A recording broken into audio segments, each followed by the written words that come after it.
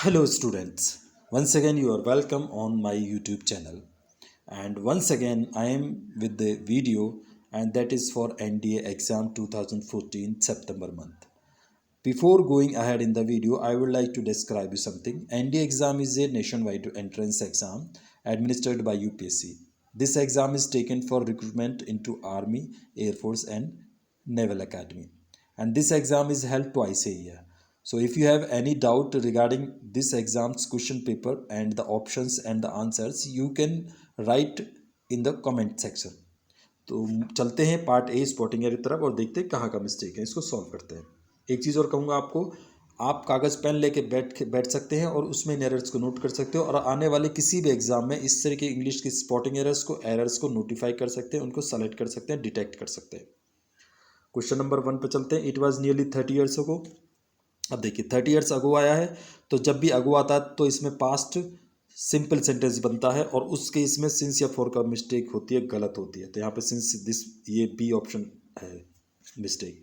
तो A B C 4 होंगे, A B C D इसमें एक में कहीं मिस्टेक होगी। अगर मिस्टेक नहीं है तो डी ऑप्शन सेलेक्ट करेंगे, अदरवाइज मिस्टेक है तो ए बी सी में से किसी को सेलेक्ट करेंगे।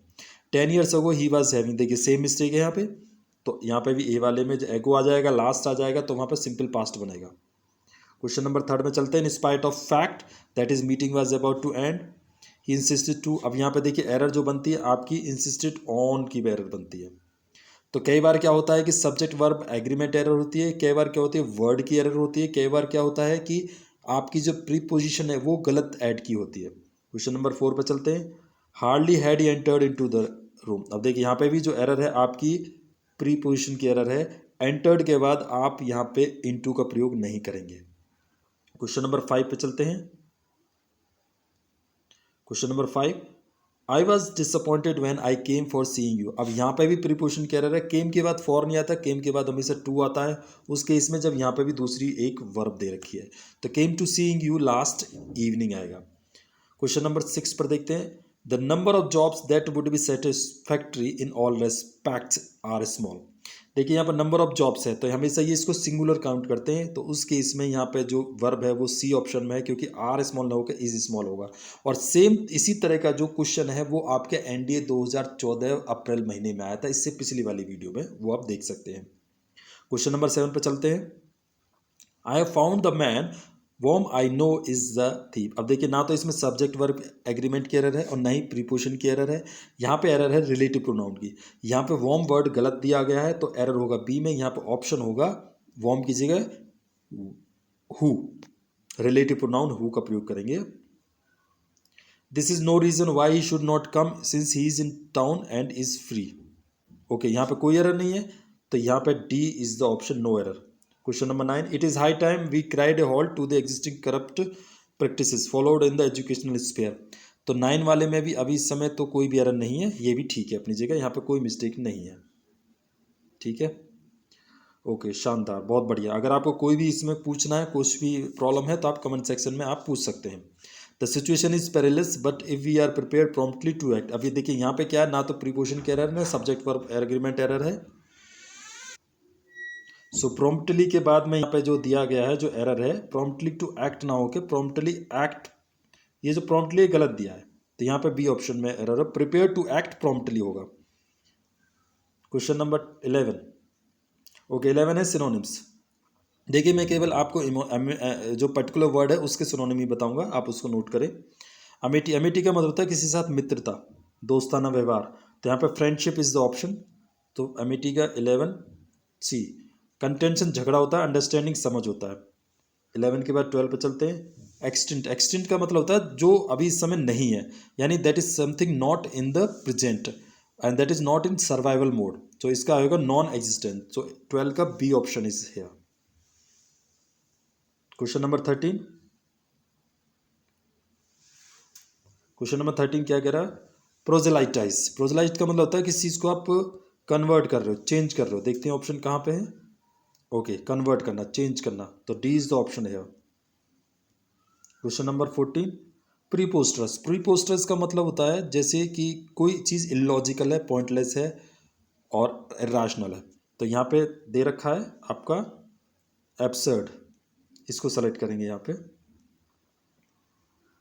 इसके अलावा हार्टलेस, हार्टलेस का मतलब होता है कैलस, जो इसमें अभी आपको करवाया था पिछली वाली वीडियो में। इम्प्रैक्टिकल, यानी इम्प्रैक्टिकल मतलब होता है जैसे कोई भी चीज़ not for day to day reasons और नॉट फॉर बिहेवियरल रीजंस, जो संभव नहीं है, प्रैक्टिकल नहीं है, ठीक है। उसके बाद 14 के बाद चलते हैं 15 की तरफ। 15 क्या कह रहा है? कैलस, कैलस का भी मैंने आपको बताया था, कैलस पहले पिछली बार भी आया है और अब भी आया। कैलस का होता है अनफीलिंग। कैलस का दूसरा सिनोनिम ये हो सकता है आपका cruel, uncivilised, heartless, merciless. Question number 15 के बाद 16 पर वर्डिक्ट। वर्डिक्ट का मतलब होता है कोई भी किसी तरह का आउटकम या जजमेंट, तो 16 का ए होगा, यानी कोई भी निर्णय। 17 कोरोबोरेटेड। कोरोबोरेटेड का मतलब होता है किसी चीज़ का आप कंफर्म करना, तो 17 का ए इज द ऑप्शन है। 17 के बाद चलते हैं 18 पर। 18 का देखते हैं सेन। सेन का मतलब होता है जैसे कि राशनल, ठीक है, तो ऑप्शन ए इज द है। Question number 19, the story is too fantastic to be credible. Credible means होता है that you believe on something, you trust on something, so it is a option here believable, credible, and other synonym is trustworthy. You can say trustworthy, believable और credible, तो ये आपके बन जाते हैं believable. यहाँ पे एक वर्ड दिया प्रेजेबल, प्रेजवर्दी। प्रेजवर्दी का मतलब होता है किसी चीज़ की अगर प्रशंसा की जाए, ठीक है। Question number 20, catching snakes can be hazardous. Hazardous का मतलब होता है that is something very full of danger. तो यहाँ पे जो ऑप्शन है वो होगा आपका 20 का डी, डेंजरस। एक और ऑप्शन होता है इसका पेरिलस, फुल ऑफ पेरिल। 20 के बाद चलते हैं एंटोनिम्स आ गया 21 पर। His short but pointed speech was uploaded by all sections of the audience. Uploaded का मीन्स होता है किसी की आप प्रशंसा करते हैं, किसी के बारे में अच्छा कहते हैं, तो अपलोड का हो जाता है जो आप इसका जो एंटोनिम होगा वो होगा डिसअप्रूव्ड, किसी की आप भला बुरा कहना, किसी के बारे में बुरा कहना, ठीक है। तो क्वेश्चन नंबर 20 के बाद 21 के बाद 22 पर मेटीरियल। मेटीरियल का मतलब होता है कि जैसे सांसारिक, इस संसार से मिलता जुलता, तो इसका ऑप्शन होगा स्पिरिचुअल। और सेलेसियल का भी मतलब मेटीरियल ही होता है। सेलेसियल का मतलब मेटीरियल होता है। अर्बेन का मतलब मंडेन का मतलब mundane, material, celestial, worldly, earthly, ये सब सिनोनिम में कई बार एनडीए के क्वेश्चन पेपर्स में आए हैं। Material, worldly, earthly, celestial. अब इसका जो अपोजिट बनेगा वो स्पिरिचुअल होगा। 23 बोलते हैं। 23 का ऑप्शन है फ्रेंडली। फ्रेंडली का मतलब दोस्ताना व्यवहार या दोस्ती से भरा हुआ, तो इसका जो ऑप्शन होगा वो ऑप्शन होगा 23 का hostile. Option D is the correct one.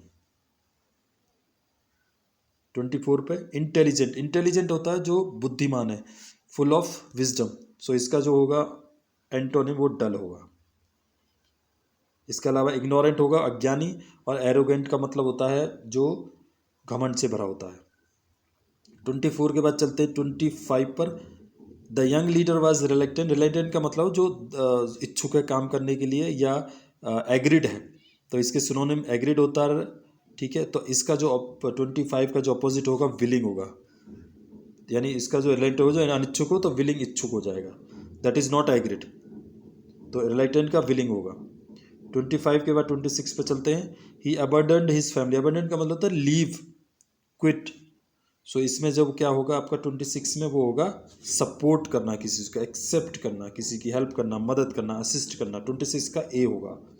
27 का देखते हैं अबाउंड्स। अबाउंड्स का मतलब होता है किसी चीज़ की आप अबाउंड भरे होना, किसी चीज़ यानी पर्याप्त होना, तो इसका क्या होगा किसी चीज़ की कमी होना यानी लैक होना, तो ऑप्शन बी इज द 27 का बी होगा। 28 पे चलते हैं। 28 में आता है 28 में देखते हैं एडवर्सिटी। एडवर्सिटी का मतलब होता है किसी के पास में, एडवर्सिटी का मतलब है बहुत ज़्यादा कोई गरीबी यानी कोई विपत्ति यानी कोई परेशानी, और इसका जो ऑप्शन होगा वो डी होगा प्रॉस्पेरिटी, ठीक है। इसके अलावा 29 चलते हैं एफ्लुएंस। एफ्लुएंस मीन्स होता है पैसे से संपन्न, धन संपदा होना, किसी के पास बहुत ज़्यादा अमीर होना, यानी like poverty affluence can sometimes create his own problems. तो 29 के अंदर में जो होगा इंडिजेंस। इंडिजेंस का मतलब होता है गरीबी यानी पॉवर्टी। 30 पे चलते हैं। The habit of squandering money should not be encourage. 30 का जो ऑप्शन होगा बी होगा। स्क्वेंडरिंग का मतलब होता है किसी को बिखेर देना, हटा देना, तितर बितर कर देना। तो इसका जो ऑप्शन होगा होर्डिंग, जमा करना, पाइल अप करना। आई होप आपको ये क्वेश्चन समझ में आए होंगे। अगर कहीं पे भी कोई एरर है, कोई प्रॉब्लम है, अगर आप पूछना चाहते हैं, जानना चाहते हैं, तो कमेंट सेक्शन में आप अपने वैल्यूबल फीडबैक प्रोवाइड कर सकते हैं। इस वीडियो को ज़्यादा से ज़्यादा शेयर करें, लाइक करें और चैनल को सब्सक्राइब करें।